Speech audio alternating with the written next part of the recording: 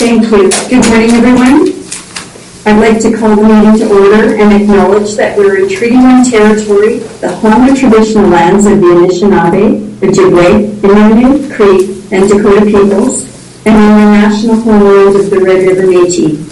Our drinking water comes from Shoal Lake 40 First Nation in Treaty 3 territory.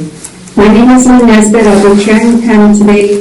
Joining me on the panel are Doug Marks, Gisela Rempel. Our recording secretary is Belen Rojo, and our assessor today is Nathan Kupfer. We'll be hearing applications for revision of the assessment rule in accordance with the Municipal Assessment Act. The matters for which revision is requested have been described in each application, and we will limit discussion to those matters. The statements that are made at this hearing are sworn testimony, and anyone speaking to the matters must be sworn in. We advise that comparisons of assessments of properties are not considered evidence of market value by the Board of Revision. The Board of Revision is appointed annually by Council and is independent of it and the City Administration. It makes its decisions on the basis of the evidence provided at this hearing and issues a written order that will be mailed to all parties as soon as possible. Please note that the Board's decisions with respect to an application may be appealed to the management of the Municipal Board if the matter pertains to assessed value classification, or to the Court of King's Bench if the matter pertains to the application of exemptions from taxation. Should you wish to appeal, information on how to do so will be included with the Board's order. With respect to the hearing process, I will confirm the points of appeal with your property to be addressed with each applicant following the swearing-in. We will then have the assessor's testimony followed by questions that the applicant may have, and the applicant's testimony followed by questions. Each side will have an opportunity to summarize if they wish. Once all of the evidence about an application has been brought forward, the applicant may leave. The process will repeat for each item on the docket today. The session will close after all the applications have been heard, and the Board will deliberate in private and make its decisions. You will receive the Board's decision by registered mail as soon as possible. As information, all public hearings are live streamed, recorded, and will be part of the public record. We will be hearing items 1, 2, and 4 through 7 on our docket today. Ms. Rojo, please affirm the assessors and the applicant's testimony. Mr. Assessor, please state your full name. Nathan Kupfer. And you affirm the evidence you about to present is the truth, the whole truth, and nothing but the truth? I do. Thank you. It's okay. Mr. Applicant, please state your full name. Marcelo Navarro. And you affirm the evidence you about to present is the truth, the whole truth, and nothing but the truth? I do. Thank you. Thank you very much. Good morning, Mr. Kupfer and Mr. Navarro. First on our docket today is item number 1, file 22-1051. Mr. Kupfer, you can begin when you're ready, please. Roll number 0309162570. That's file number 22-1051. We're dealing with vacant commercial property today, so our street addresses are going to be a little bit finicky, so let's get mostly the full numbers, I think. But this one we do have minimum Bison Drive, owned by the Manitoba Housing and Renewal Corporation. Like I said, it's vacant commercial land, zone C2. The land area is 78,875 square feet, so we're looking at a little under 2 acres here. We have a model 2023 assessment of $1,615,000 that will be recommended be made to you today. Page 2 is my brief. We have no subject sale history to rely on for this evaluation. And I provide you with some overhead photos of the property. So this is in Bridgewater Center. So this is the property that's located on the top right of that circular middle photo there. Page 3 of my brief has our land sale comparables and our land evaluation.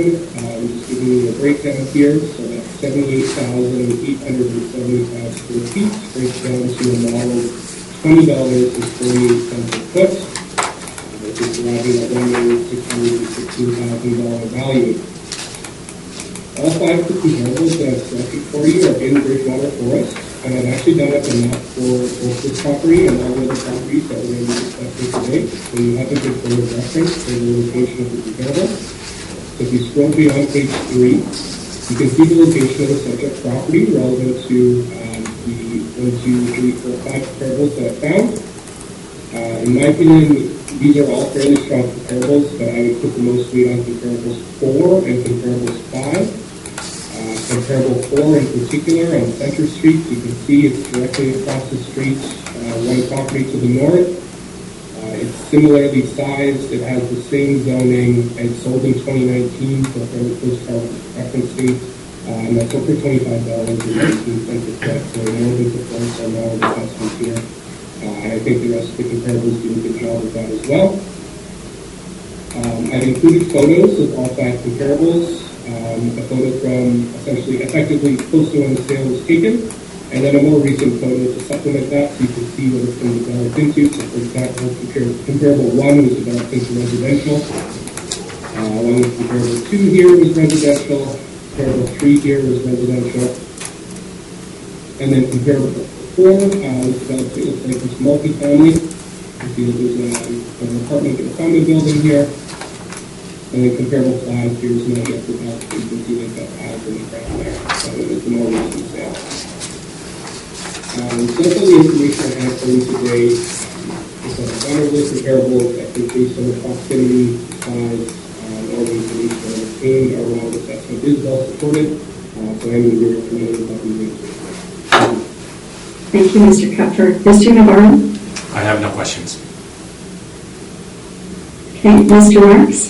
No questions, please, thank you. Ms. Rampel? I have no questions, thank you.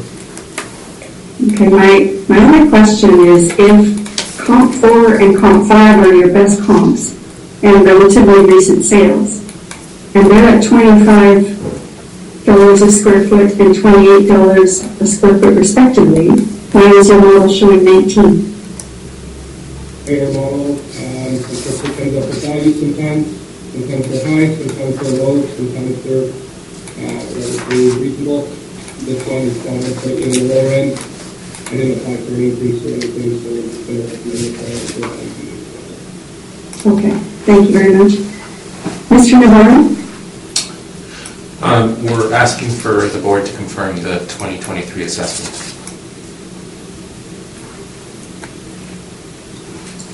Okay.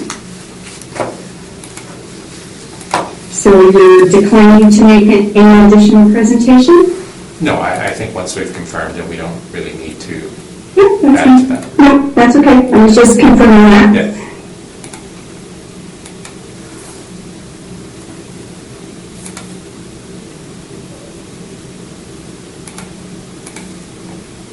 And does anybody have any comments on Mr. Navarro's request? No? Okay, thank you. That concludes item number 1 on our agenda.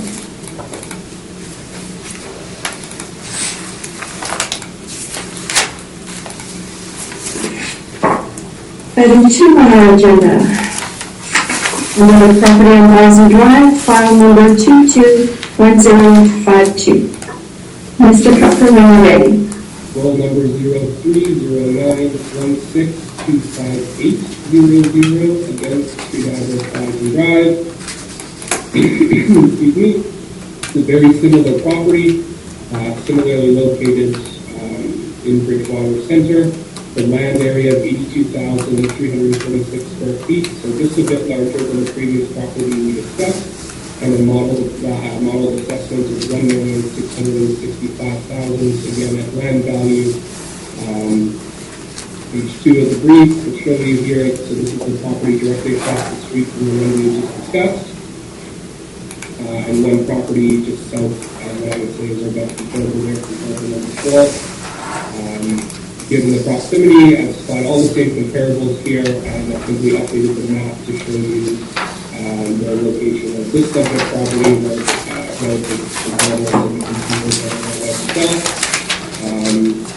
Our model assessment is $20.22, which again, I think is well supported by the consensus given in the area. So I'd ask for the notice of 2023 assessment. Thank you. Thank you. Mr. Navarro, do you have any questions? I do not have any questions, thank you. Thank you. Mr. Max? None for me, thank you. Ms. Rempel? I have none. Thank you, Lynn. Thank you, and I have no questions. Mr. Navarro? We'll ask the board to confirm the 2023 assessment. Thank you very much.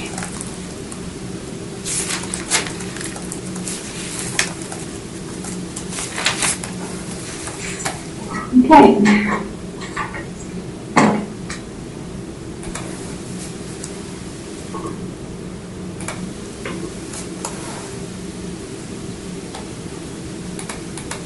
I have to make sure I'm looking at the right one. Okay, our next item on our agenda is item number 4. This is file number 222562. Mr. Cutler, when you're ready. Rule number 1000-677-6050. No street address on this property. The owner is Stevens Retail Corp. So they're the owner of the outlet mall, the property in this area, and the viewing it now. Again, it's a vacant commercial property under C4 zoning, a land area of 225,849 square feet. So now we're looking at about 5 acres of land. We have a 2023 model assessment of $5,465,000 that we'll be recommending being included today. Page 2 of my brief again shows we have no recent sales considerations for this property. It's currently being used as parking, as you can see it reflects in the outlet mall. Page 3 of my brief has another photo that we have photos showing the current usage and configuration. Page 4 of my brief has 6 comparables. These are all different comparables. Now I try to isolate a little bit closer to the subject here. So now in the Tuxedo industrial area, we have it modeled, is what we call it. We have a land valuation, like I said, of $5,465,000, which works out to $24.20 a foot, which puts us just below our average here. Scrolling down beyond page 4, you get that all-important map which shows the subject relative to the 6 comparables listed. Comparables 2 and comparables 4 and 5, so that's the same property that has 2 different sales. You can see the sales date. Sold once in 2016 and then again in 2019. So that's why we have comparables 4 and 5 there. It's the same property. And then comparable 2, I would say, is also quite similarly located, of course, with the benefit of it being 18 times, which would give an extra exposure and likely increase the value of these comparables number 2 and number 4 and 5. Other comparables here, 1, 2, and 3, you can see are kind of tucked away back, further from pedestals and more to the subject, further down Sterling Lion. Different sizes and different configurations. Those ones seem to be selling at a lower average than the ones that are facing like Edison or Mark. And then similar to my other briefs here, I've provided 2 photos of each comparable showing what the vacant land was and what it's become at this point. I would note that with comparable 2 and comparables 4 and 5 here, the ones I said would be good comparables in close proximity and also around the outlet mall. I think they're using auto dealerships, so that's probably why they want to be along Kenston there, giving them extra visibility. I don't believe the others are auto dealerships, or they're more for retail type space. So that's my presentation that's playing over the property, and again, I'll be recommending that 2023 assessment be made. Thank you. Thank you, Mr. Cupper. Mr. Navarro? Yes. Looking at your comp 2 and comp 4/5,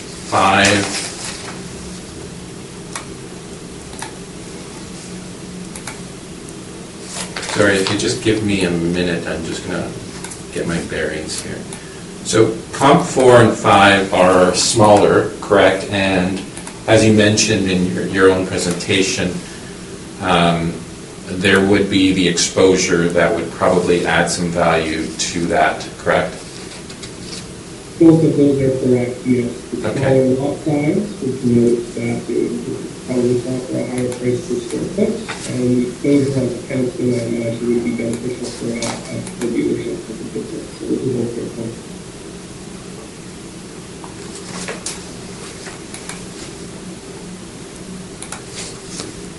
Okay, now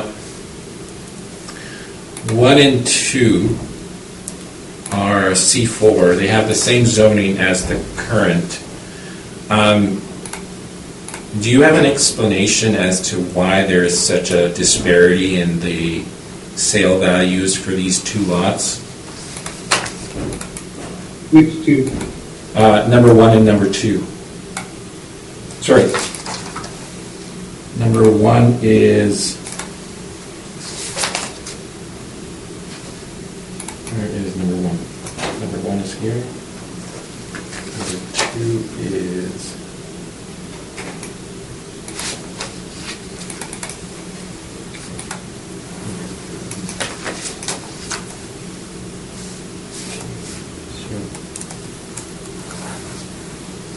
Okay, let me rephrase my question.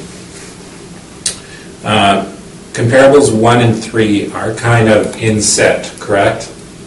And you're paying a lower amount for these. Now, they're actually quite large. Would you not agree? In terms of size, they're probably as comparable to our subject. Yeah, I have the land area denoted there in my land comparable maps. So it looks like comparable 1 is a little bit bigger and comparable 3 is a little bit smaller. Okay. And number 2, again, we'll note that that one is, I believe that's the hotel? I have that one marked as a car dealership. Oh. Okay, so then the exposure would be a motivation for that, again, right? Okay. Yes, and I think that's shown in the sale price that they paid. Okay. So we have 2 parcels that I'm curious about, which are the 1 and 3, because in terms of size, they're more relative to our subject. They're inset a bit.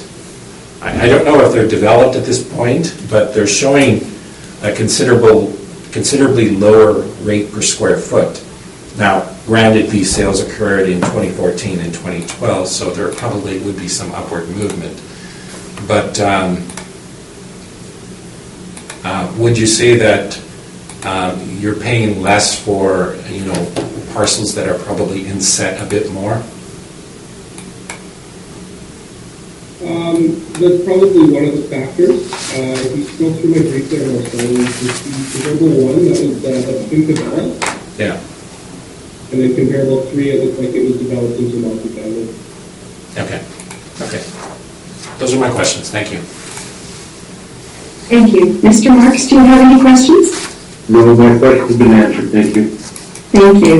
Ms. Rample? I have no further questions, thank you. Thank you, and I have no questions either. So, Mr. Navarro, whenever you're ready, please. Okay. As you can see on page 1, this is in the Seasons retail area.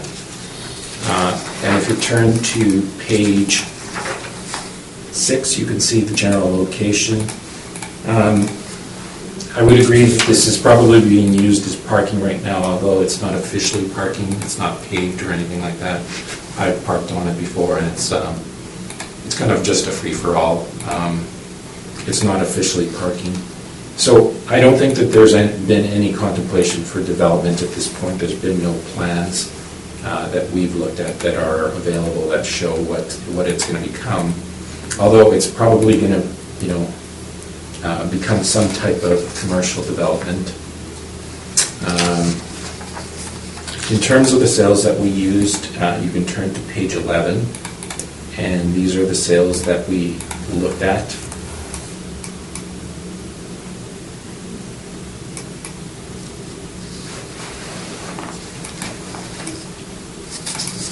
So the first one is obviously on Keniston Boulevard. That's on page 12. I believe that is the Porsche dealership. So it's some of the same sales. And the other one is, again, the next door dealership, which is the Audi dealership. The next property is the hotel. And the next, on page 15, you'll see some commercial that we see for Seasons. And again, there is some additional, there is an additional comparable coming from Northtown Road on page 16. So we've set the rate at $21 per square foot. The subject is assessed at $24.12 per square foot. In terms of why we adjusted it obviously for the fact that it's inset. There has been no development plan for it, whereas everything around it has basically been developed at this point. And obviously the size adjustment. So those are the reasons that we're adjusting it down to $21. And I am open for questions. Thank you. Mr. Cupfer, do you have any questions? Just hoping you could confirm, Marcel, the owner of this property is the owner of the outlet mall, or are they the plans for future developments when it's beneficial for them, correct? So I have the property ownership as Seasons Retail Corp., correct? So that would be, I guess, the same as the mall. Yeah. That was my only question. Thank you. Thank you. Mr. Marks? Yes, on your comparables, you're going from 37.21 a square foot down to 17.22, and you want it set at 21. What was your reasoning on that, with the other one being so much higher? Okay. So the first one we've covered in both my presentation and in Nathan's as well. So that is, I believe, the auto dealership, and it is the Porsche dealership. So it is a significantly smaller lot at 87,000 square feet, where ours is over 200,000 square feet. So we adjust the rate per square foot based on the size. So we make the assumption that as the parcel is getting larger, the price per square foot that somebody would pay for it is actually decreasing as it gets larger. The second reason it's also not at $37 per square foot is that you are, first, the size of it, and secondly, the exposure. So you are an auto dealership, so you want to be front and center and have that exposure of all of those vehicles that are going by on Keniston. And you want to have, you know, your own sign, your brand, front and center in terms of the signage. Right. Whereas ours will never have that. You're never going to have that big sign in front of ours that shows that, there's a retail location here or whatever may end up happening there. So that is why you're paying more for a property on essentially right next to Keniston versus one that is inset. Now, in terms of the other ones, if you turn on those, again, the next one, which was on number 13, on page 13, that is another auto dealership. So, again, you're paying for that exposure, and you want your sign, and you can see their sign right there in the picture, facing Keniston. So every car that goes by is going to see that sign. And, of course, on page 14, you have the hotel. Well, again, this is a question of having that exposure to the main thoroughfare. So you're going to want to be front and center there. And there is another, I believe, hotel on Sterling Line on the south side. Yeah. And that one is also located right at the front because you want that exposure It's right at the front facing Sterling Mine. It's not inset, so that is one of the reasons that you will pay more per square foot on those properties. Now, the next two are within the town center in, I believe, Bridgewater. And those ones, again, 128, 407, that is, again, smaller than ours by almost 100,000 square feet. So you're going to pay more per square foot on that. In terms of Northtown, 400, you've got a much larger area, hence the reason that you're paying more per square foot. I would say that with these two Northtown properties, because they've chosen this center, center town model, where basically all of the commercial is lined up in the center of the development, there's some parity in terms of the price per square foot that you're going to pay in this area. So you're going to see similar pricing throughout Northtown, which is what we observed in the two first properties that we looked at, and the reason why we didn't have too much of an issue with the assessments on those ones after we had looked at the evidence. In terms of ours, your inset, you're not really going to have that high visibility. You're going to have to actually drive in there to see it. So there, in our opinion, there would be you would be paying slightly less for that location. Thanks, Porcello. Yeah. No, Thank you, Mr. Mayor. Thank you, Mr. Marks. Ms. Rumpel, do you have any questions?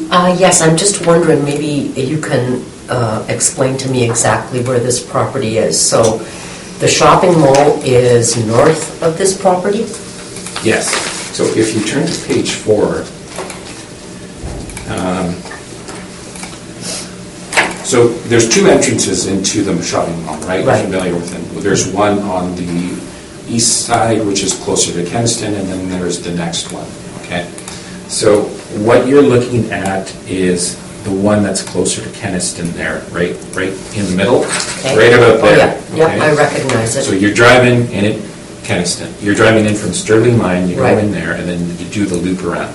If you loop around to the left side or the west side of the property, you'll come around through the back again. So you're facing the mall, and then you can see the front parking area. Yes. Okay, so that is right next to it. So I don't know if you've ever been there, but I have. It's in my neighborhood, so. we've all been, yeah, it's in my neighborhood too. So if the regular parking area is all plugged up, usually what I do is I park right in there. And it is dirt, like it is gravel, it's packed in, but it's not paved. So the shopping mall is actually north of this property and further away from the Sterling Lion Parkway Yeah. than this particular property is. Correct. And the owners of the shopping mall are the owners of this property? I believe this is, yes, by the ownership that we have on there on the front page. We put our client's name, which is Harvard Developments, and then the property ownership, which is Seasons Retail Corp. Yeah. Okay. And also, I just have one final little question, and that is, why is the square footage difference between what the assessor has indicated and what you have indicated? So we look at, this is probably an acreage issue and a rounding issue. So they have the official record to, I don't know how many decimal places. We only have one decimal place, because we look at our information online in the City of Winnipeg's assessment site. Okay. So when you plug in this roll number, you get all the property information. It gives you the site information and the size of it. So it'll spit out, I'm just giving this as an example, 6.5 acres, okay? But in reality, there should be some decimal places after that. Okay. We only see the 6.5, so when we convert that, we multiply it by 43,560. That's how many square feet are in an acre, Right. and that gives us our total. So generally, it's just a rounding issue. Okay, thank you. Those are all my questions, thank you. Thank you. And then I'm just going to follow that and ask Mr. Kupfer. Mr. Kupfer, where do you get your square foot from?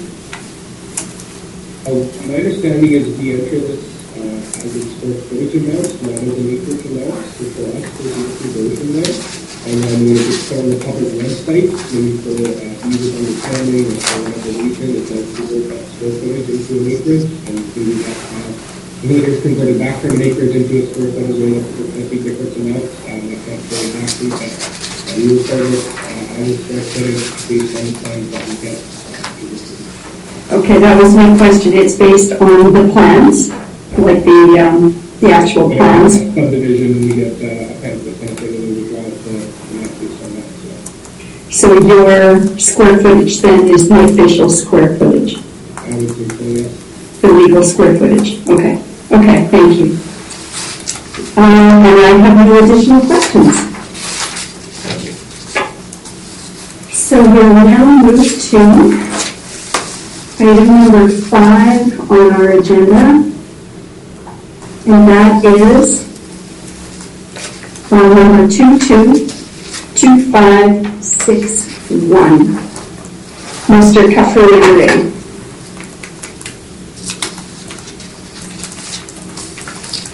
Okay, so that's roll number 10006776010. This property is similarly located to the previous property we discussed, and it's also owned by Seasons Retail Corp., the owners of that outlet mall, so they're holding this land. Vacant commercial land, again with C4 zoning, the land area is 167,000 square feet. And we have a 2023 model assessment of $4,184,000 that would be recommended today. Page 2 of my brief has a photograph, 2 photographs of the property. You can see in relation to the previous property that we discussed. This is downwards and to the left in the photograph.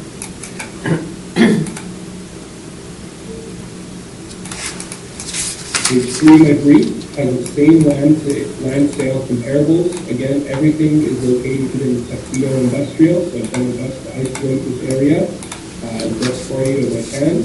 The net rate being modeled and assigned is $25.04, which is slightly higher than the last property we discussed. I think it's a smaller property, the model's going to assign a slightly higher value to it.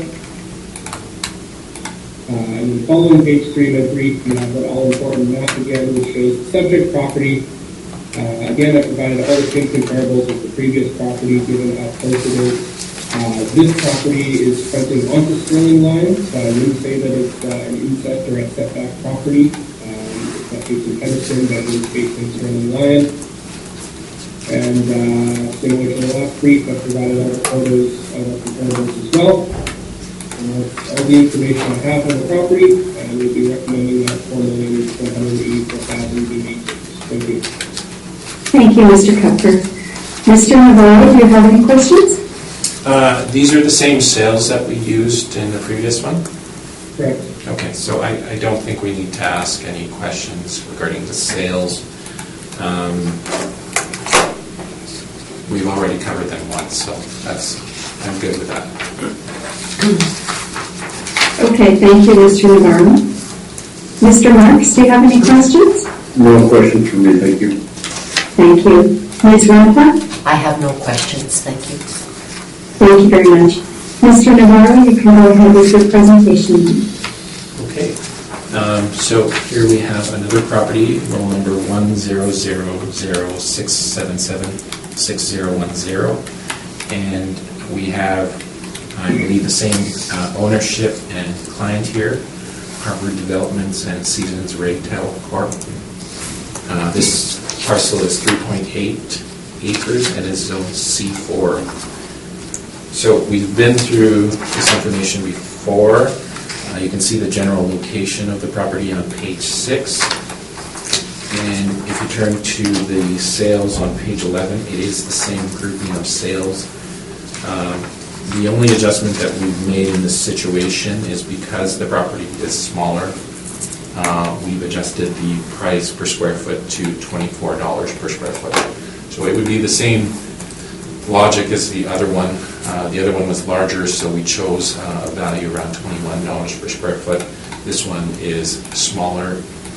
So again, with that idea of how the price increases, or the price decreases as the parcel gets larger, it also increases as it gets smaller. So that is the reason why this one is at 24 versus the other one that was at 21, and basically in the same location. And I'm open for questions. Thank you, Mr. Navarro. Mr. Kupfer, do you have any questions?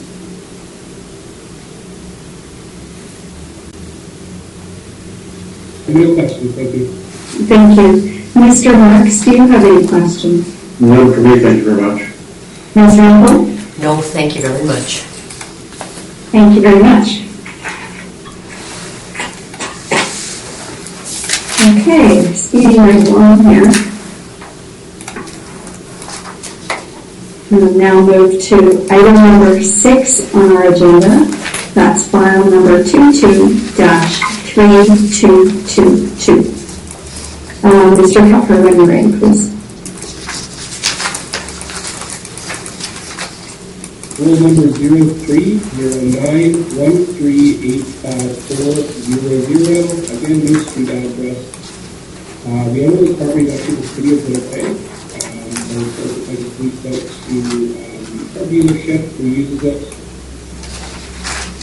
Vacant commercial lands, only 10,125 square feet, so we're going to get an idea of the property looks like on the map. It's kind of a long, skinny strip. We have assessed at $211,000 for 2023.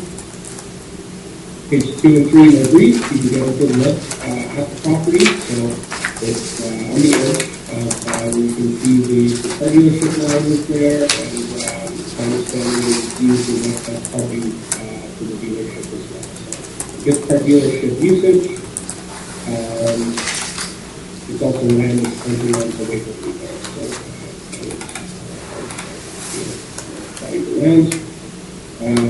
Page 3 of my brief, page 4 of my brief, I provided the best comparables I can for this one. It's a little bit outside of the area of the other two that we were discussing. So I put some nearby comps here from Chevrier and the kind of western area, industrial area there.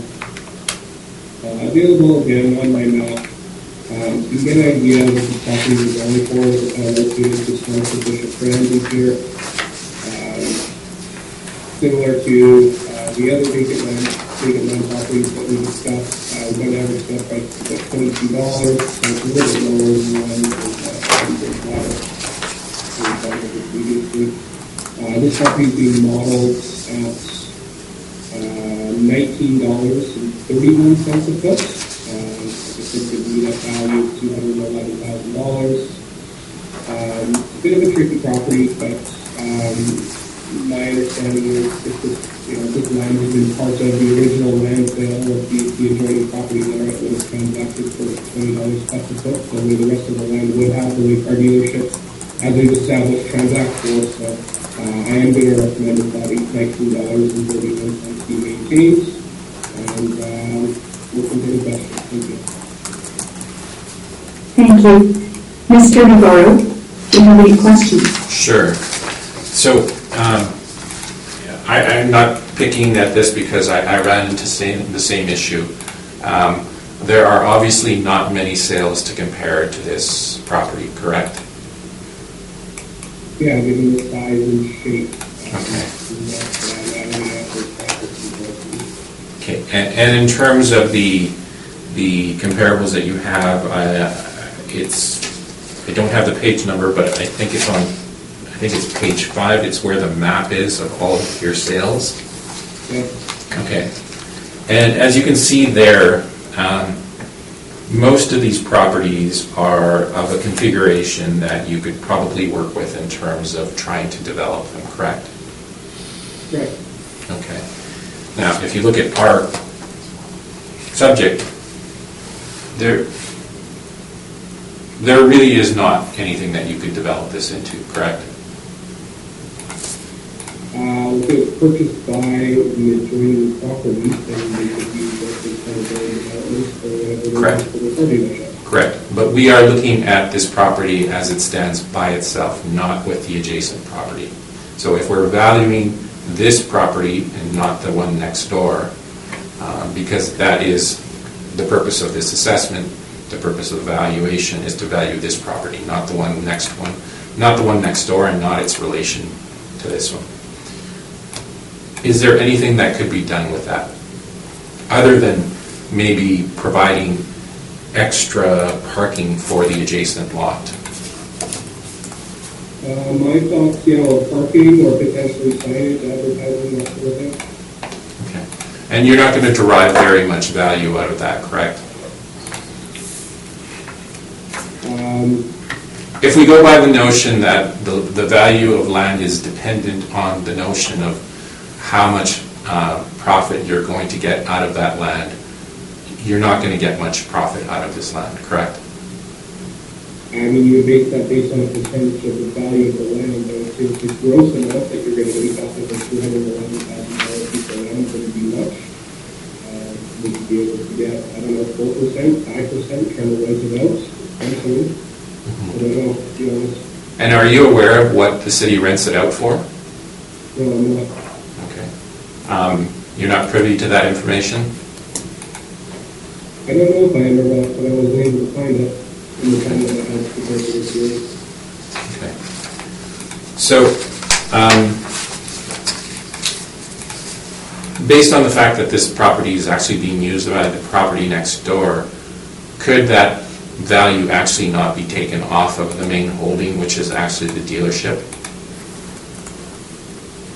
No, that's not my understanding. How we would assess it, we would assess the parcel. If the parcels would be combined, then the values would be combined and reconfigured. Okay, but they have to lease that property out from the city of Winnipeg. I take it you've never seen that example of where we take out the value of an adjacent lot that's being leased out for the purposes of, sustaining that main holding. I'm only familiar with that situation with leased parking in some structures. Is this not used for parking? No, I would argue it's used for storage. I don't think customers park there, do they? Used for automobile storage and for dealership. It's not a parking lot. Correct?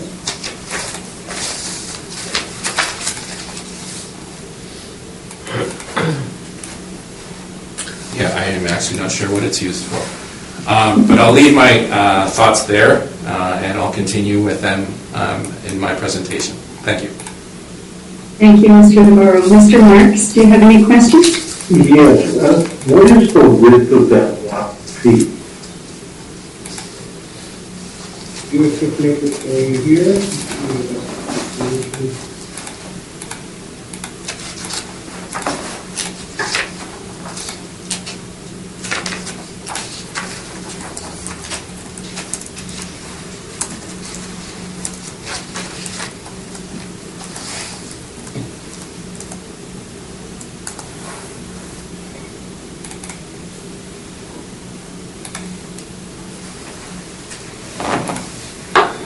Bear with me for 10 more seconds.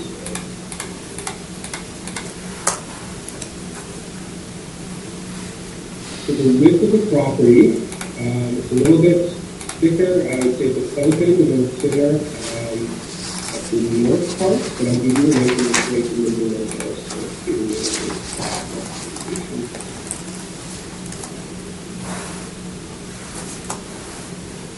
I've done it about 20 feet.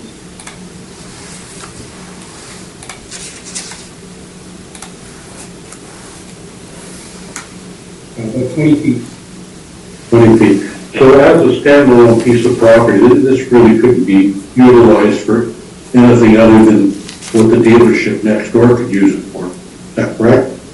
Yeah, like I said, as a mental exercise of selling it off to a third party, which I don't think is very likely to happen, but if you were to purchase the property as a standalone, as Doug Marks, what could you do with it? You would either rent it back to the dealership or whatever their usage is, or maybe you could try and find some sort of signage or advertising to put up there or something like that. That's really all I can think of. Okay, thank you very much. No further questions. Thank you, Mr. Marks. Ms. Rempel, do you have any questions? I have none, thank you. Thank you very much. Okay, Mr. Navarro, we'll move to your presentation, please. Okay, I don't think I need to explain the location of this. This is in the Waverly Auto Mall on the west side. If you turn to page 6 of the presentation, you can see the overhead picture. And on 7, you'll see an outline of the property as well. So in terms of the highest and best use, there really isn't many options in terms of highest and best use. And that's obviously because if you go through the points in this section here, in terms of legal permitted uses, zoning, whether it's probably unlikely or highly speculative, complementary, competitive, demand, the most profitable uses, this property would not hit any of those points. There's not much that you can do with it. So basically it's used as supporting the dealership next door, even though it's classified as its own property.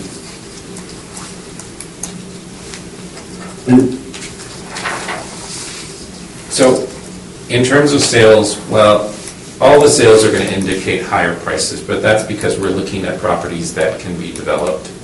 So I used some of the initial properties that I used in the previous briefs, and obviously they indicate a much higher value per square foot. The reason being is that, well, first of all, they can be developed.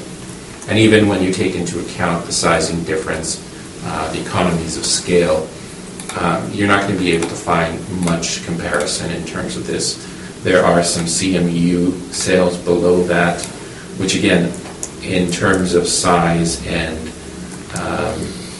zoning, much different, but there's not a lot to point in terms of value for this property. We have had experience with these properties, this type of property in the past, where there aren't many potential uses for them. I've had one that was part of the street, and what do you do with the street portion of a property? I don't know. And then there are these slivers that are part of a subdivision, and they are essentially what's left over.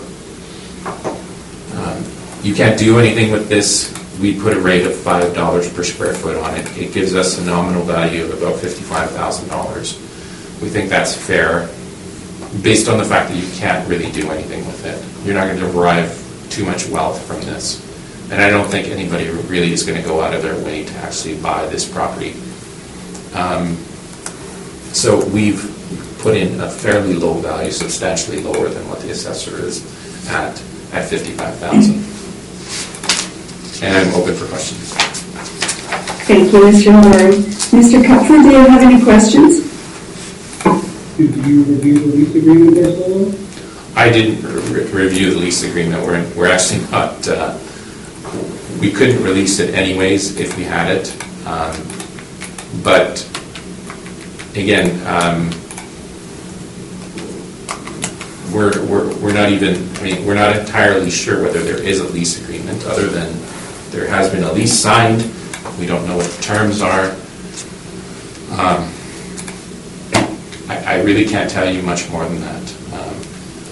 I've taken the approach that we're looking at this from the fee simple perspective, not the leasehold, even though we have mentioned the leasehold.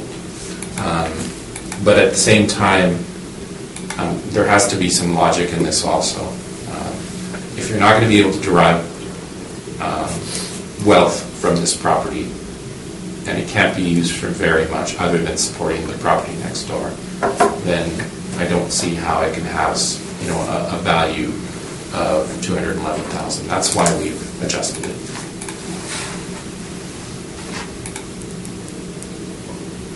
Okay, thank you. Thank you. Mr. Marks, do you have any questions? Yes, at this time, the only marketable piece with this property would be with the dealership attached to it, is that correct? I would say so. Otherwise, it becomes part of the boulevard. And realistically, it couldn't be utilized for anything other than parking a few cars. I would say so, yeah. Okay, no further questions. Thank you very much. Thank you. Ms. Rampel? Yes, I'm wondering, in terms of your comparisons, your comparison with the lowest cost per square foot is 740 Archibald at 1313, I believe. Yeah. I'm wondering how you got from 1313, your lowest comparison, to $5.03. First of all, the sales aren't going to give it to you, and that's clear in both presentations. You can't derive value, in my opinion, from sales of properties that can be developed into something. So when you're looking at these ones, you're making adjustments to it. And sometimes they're subjective, but they have to be made because they can't be relative to these values. So the lowest one in the top section is $17 for 22 cents for a substantially higher size property.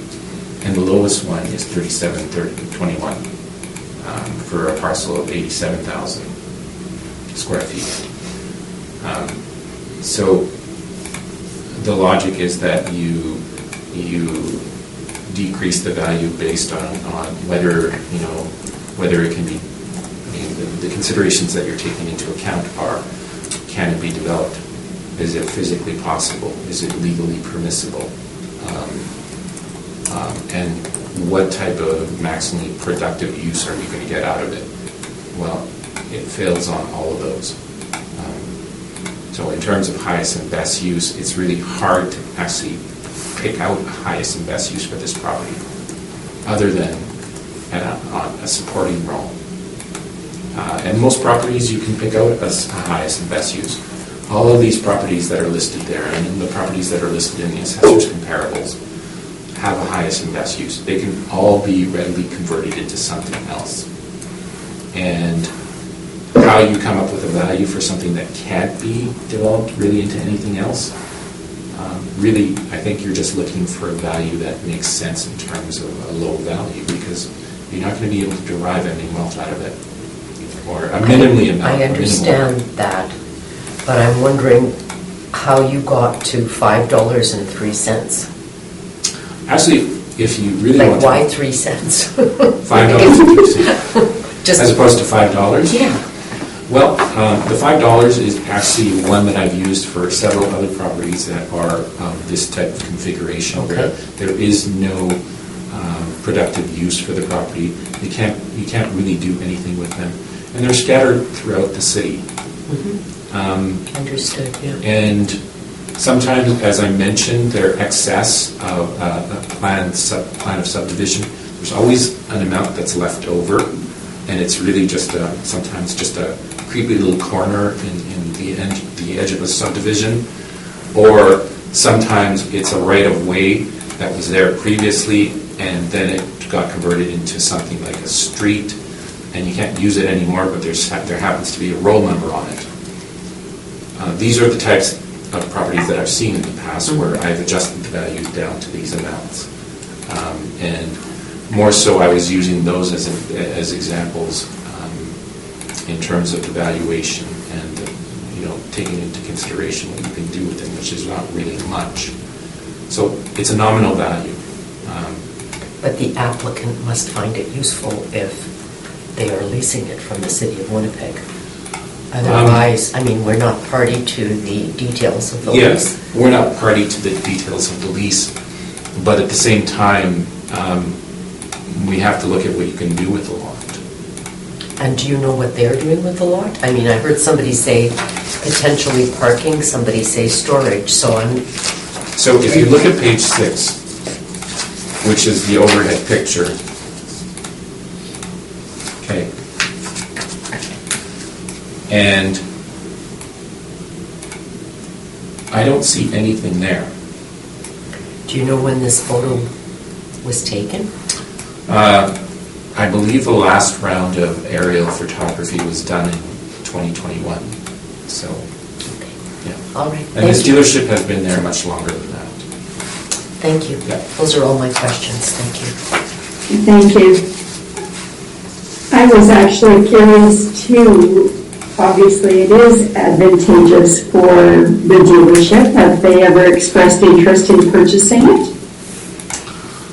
I don't think so. Or they would have, I think, by now. But I mean, maybe the city doesn't want to let this go. Again, I think it may form part of the boulevard there, so, you know, I'm speaking hypothetically, if you wanted to expand the road or do something with it, you might need that land. Yeah, it's just such a funny little piece to be hanging out there, right? Yeah. They're oddly, as I said, these things exist all over the city. And I call them creepy little parcels that exist. I don't know how to explain them. Sometimes they're excess from the subdivision. There's always a little bit that's left over. And usually they're of a configuration that you can't really do anything with. Okay, so, yeah, I guess I'm also curious, if it's not advantageous, why would they be leasing it? Yeah. But, I don't know. yeah, okay. Especially if you, I've been at this dealership, and in my mind, I think I've seen vehicles parked up to it, and maybe even in it. But in the aerial photography, you don't see it. So that's the only thing that I can, think of. Yeah. Okay. All right, thank you very much. We'll now move to the last item on our agenda, which is item number 7, file number 221188. Mr. Cutler, whenever you're ready.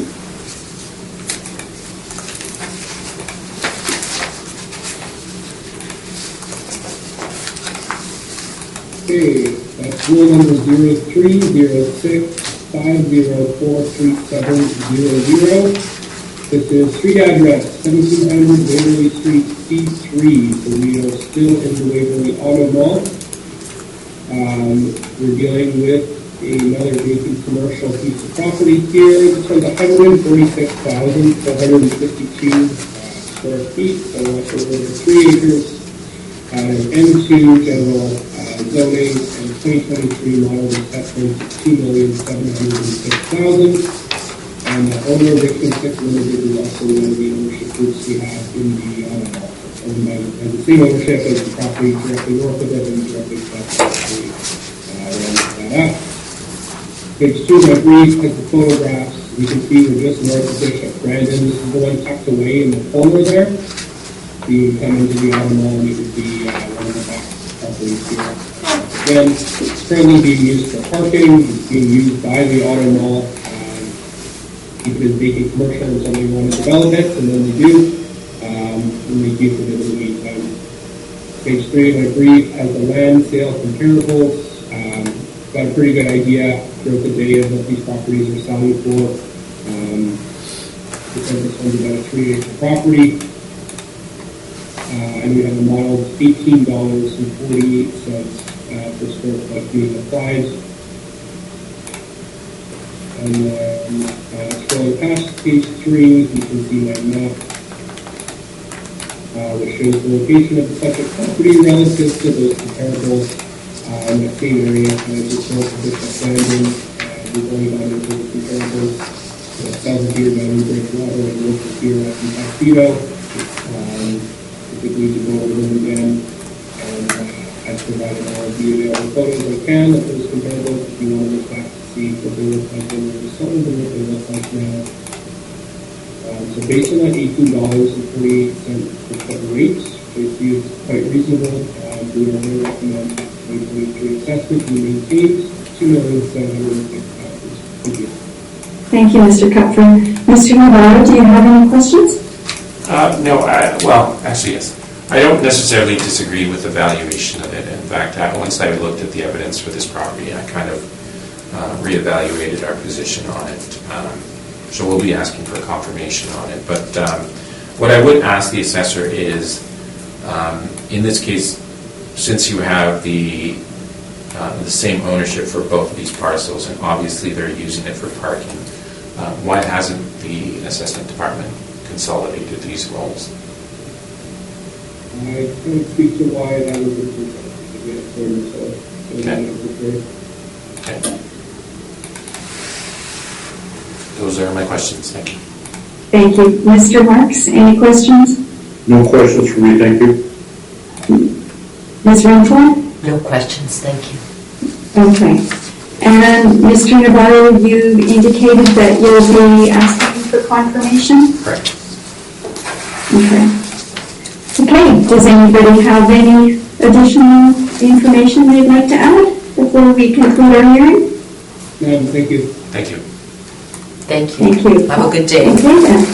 We've heard all the items scheduled and this hearing is now adjourned. Thank you very much, Mr. Kupfer and Mr. Navarro. Thank you. Stay warm. Good work, y'all. Yeah, have a good one. Thank you, you as well. Yeah.